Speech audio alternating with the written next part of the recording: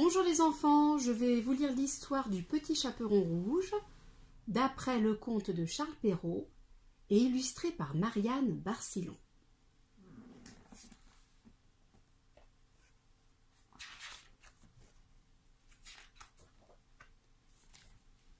Il était une fois une petite fille adorée par sa maman et plus encore par sa mère grand.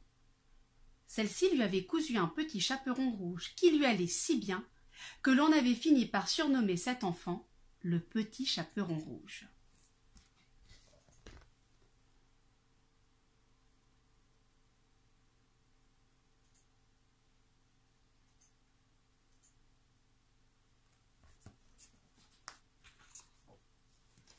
Un jour, sa mère grand vint à tomber malade. La maman du Petit Chaperon Rouge lui fit alors cuire une galette et appela sa fille. « Va prendre des nouvelles de ta mère grand et porte-lui cette galette et ce petit pot de beurre. Mais bien sûr, en chemin, fais attention aux loups qui rôdent dans la forêt. » La fillette promit d'être prudente, prit son panier et quitta sa maison.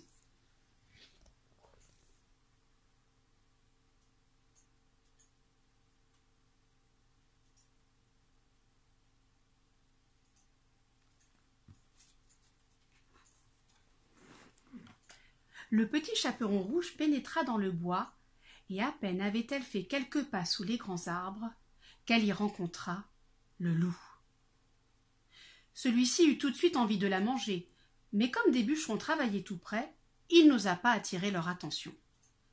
Il préféra faire semblant d'être aimable. « Alors, Petit Chaperon Rouge, où t'en vas-tu d'un pas si vif ?» demanda-t-il d'une voix de miel. Le Petit Chaperon Rouge, qui se disait qu'il n'était pas très prudent de faire la conversation avec un loup, hésita d'abord à répondre. Puis, se disant qu'il n'était peut-être pas prudent non plus d'être impoli avec lui, elle se décida à lui parler. Je vais chez ma mère grand qui est malade. »« Et où habite-t-elle, cette mère grand que tu sembles tant aimer ?» demanda encore le loup. « De l'autre côté du moulin que tu aperçois là-bas, » expliqua la fillette. « Je vois donc 2 chemins qui mènent chez elle, » dit le loup. « Faisons un jeu, si tu le veux bien. Je prends celui-ci et toi celui-là. Nous verrons bien qui de nous deux saluera mère grand le premier. »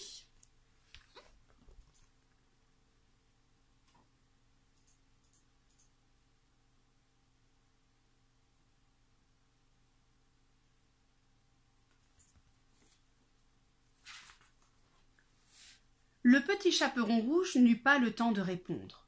Le loup s'était déjà élancé sur le sentier le plus court. La fillette prit donc l'autre et, chemin faisant, joua avec des papillons tout en cueillant des fleurs. Elle était encore occupée à faire un bouquet de fleurs multicolores lorsque le loup, hors d'haleine, arriva devant la porte de mère grand. Il toqua bien fort et attendit.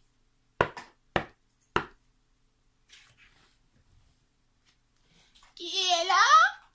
demanda mère grand. « C'est moi, votre Petit Chaperon Rouge, » dit le loup en changeant sa voix. « Je vous apporte une galette et un petit pot de beurre. »« Je suis dans mon lit et trop fatigué pour en sortir. Tire la chevillette et la bobinette, cher rat, » répondit mère grand. Le loup tira la chevillette et la porte s'ouvrit. Il aperçut tout de suite mère grand sous ses couvertures et, en moins de temps qu'il n'en faut pour le dire, il se jeta sur elle et l'avala tout entière.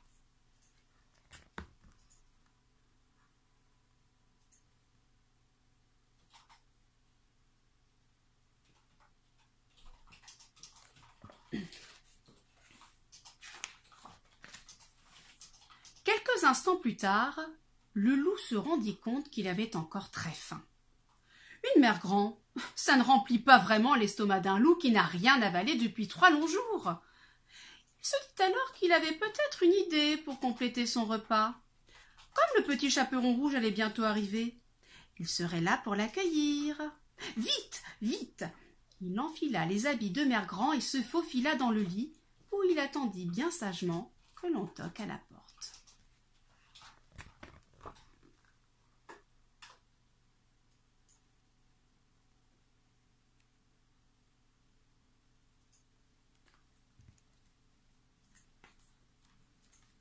Sa patience fut rapidement récompensée car un toc-toc se fit entendre. « Qui est là ?» demanda le loup en cherchant à déguiser sa voix. « C'est moi, votre petit chaperon rouge. Je vous apporte une galette et un petit pot de beurre, » répondit la fillette. « Tire la chevillette et la bobinette cher rat, » expliqua l'animal.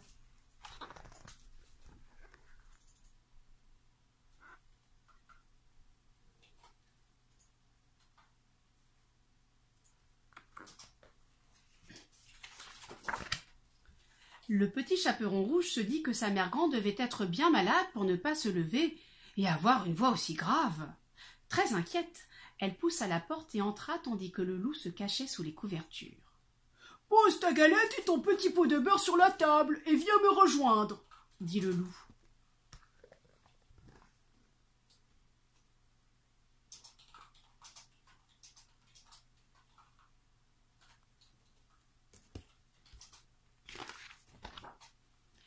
Lorsqu'elle s'étendit sur le lit, la fillette fut bien surprise.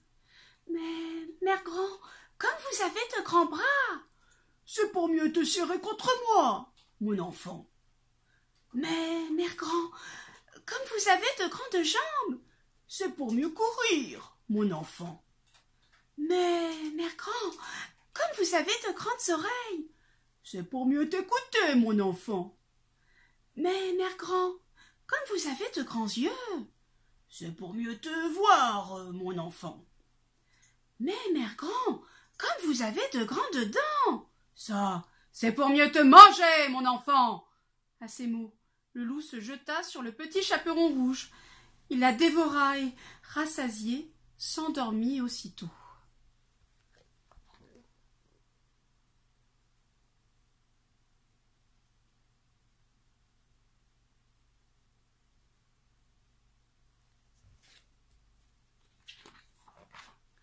Heureusement, un chasseur vint à passer par là et s'étonna d'entendre d'énormes ronflements venant de la maison de Mère Grand. «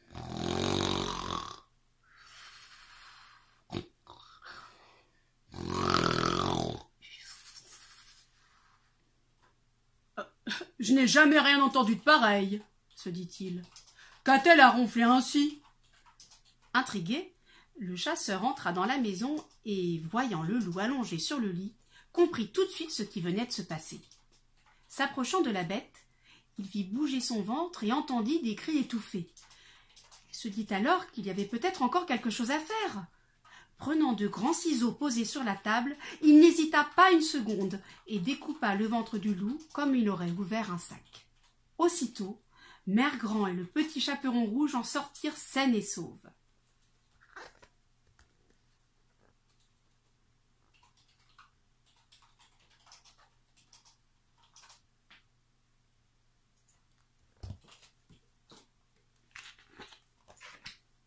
Après s'être embrassées et avoir remercié le chasseur, elles se posèrent la question de ce qu'il fallait faire du loup.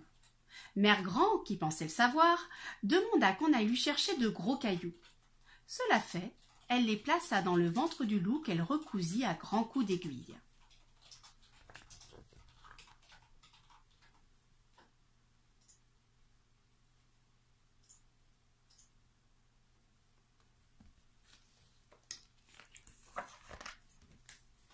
Le loup fut alors transporté loin de la maison. Lorsqu'il se réveilla, il se sentit tout bizarre. Il avait dû trop manger car son ventre traînait par terre. Et surtout, il avait soif, une soif épouvantable. C'était bien simple, il aurait pu boire l'eau d'un étang à lui tout seul. Apercevant alors un puits, il avança doucement vers lui et se hissa péniblement sur sa margelle. Et là, sans qu'il puisse rien y faire, le poids des cailloux enfermés dans son ventre le fit basculer dans le trou. Bien sûr, il n'en put jamais ressortir et personne n'entendit plus parler de lui. Quant au petit chaperon rouge, qui se remit peu à peu de sa frayeur, elle promit que plus jamais elle ne parlerait à un loup, même s'il commençait par lui parler gentiment.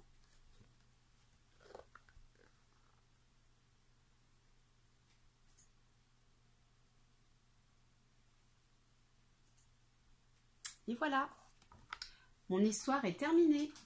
À bientôt.